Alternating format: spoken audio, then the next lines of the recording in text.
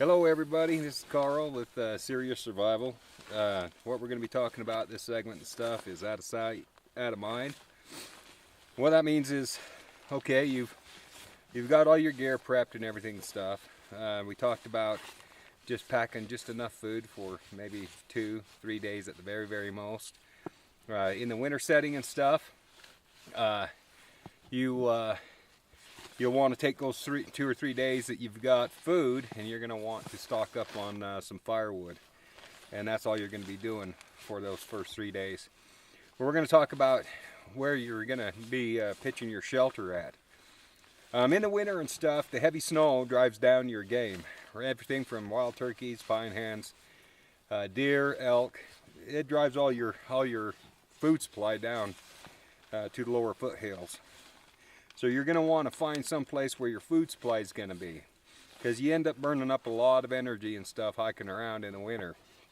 It's twice as hard and hiking with a heavy pack on and stuff like that. So you're going to be wanting to get up, post your shelter, probably 3-4 miles at the very most up the canyon, and you're going to want to stay away from well-posted trails that are mapped on Forest Service maps and stuff like that. You're going to want to stay away from roads, well-traveled roads, and roads period. You're going to want to be out in the boonies. You're going to want to be out in the sticks. So you're going to want to be away from those trailheads and those roads and stuff, probably a good mile.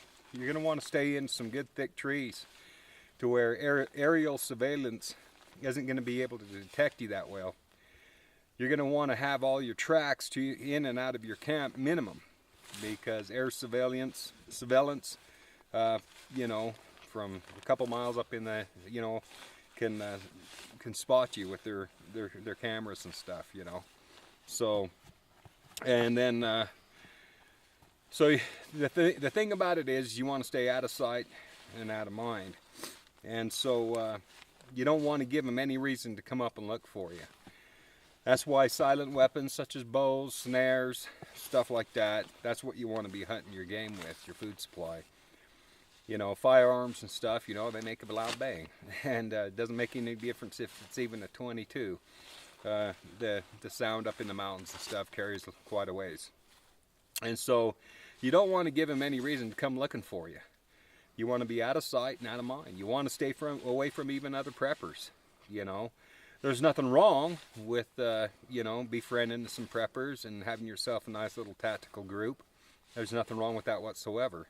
But the larger your group, the more easy it is to detect you. And so you're going to want to be smart about where you actually put your camp at. And for all those people who want heavy stuff to go out there and buy those underground shelters and stuff like that, they're great for like a nuclear attack. If we was to be nuked and stuff. They got air filters in and stuff that filter out all the nuclear fallout and stuff. They're great for that. But if shit happens and chaos, is at its peak, and people are killing people over a loaf of bread, the economy collapses or whatever, world war, nuclear attack, whatever it may be, the thing about it is if you have predators that's wanting to prey on you, those shelters and stuff, they're really no good. All they have to do is find your ventilation system and plug it up. They plug up your ventilation system, you're fucked.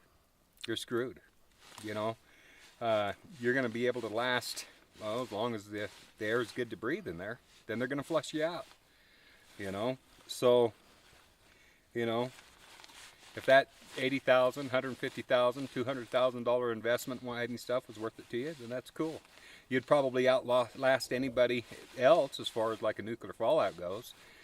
But if it ever comes down to like a doomsday situation to where it's just a natural disaster, catastrophic event, earthquakes, whatever, and, people are hungry, and they're going to do whatever they can to, feed their families or feed themselves and stuff like that. If you got food and they know you got food, and they're just the type that's going to be willing to kill you to get to your food supply and stuff like that, those shelters they're not gonna stop them. So, but anyway, So that's the main thing right there. Is I could go up here with me and my girl, my son. I could go up here, hike off into the trees a ways, hike off into the mountains, and I could survive up here being undetected for as long as I want, for years on end. I have everything in my pack that I need as far as tools wise and necessities wise to be able to live up here year round, you know, and hunt and provide my food. I have all my I have knowledge of all my wild edible plants. You know, it would be kind of a bland way of life, but I could survive as long as I wanted to up here. So, but that's the main thing there, is being smart about where you're going to build your shelter. And you know, if you build it to where mainstream traffic comes up in, and you know, long you know, well-marked trailheads and stuff like that, you're just asking for trouble. Well, on my next segment, on my next video, I'm going to be talking about, you know, if we was actually being able to, you know, if we were invaded or threatened by a foreign threat, a foreign army, or even domestic, you know, what to expect, and you need to be prepared for it.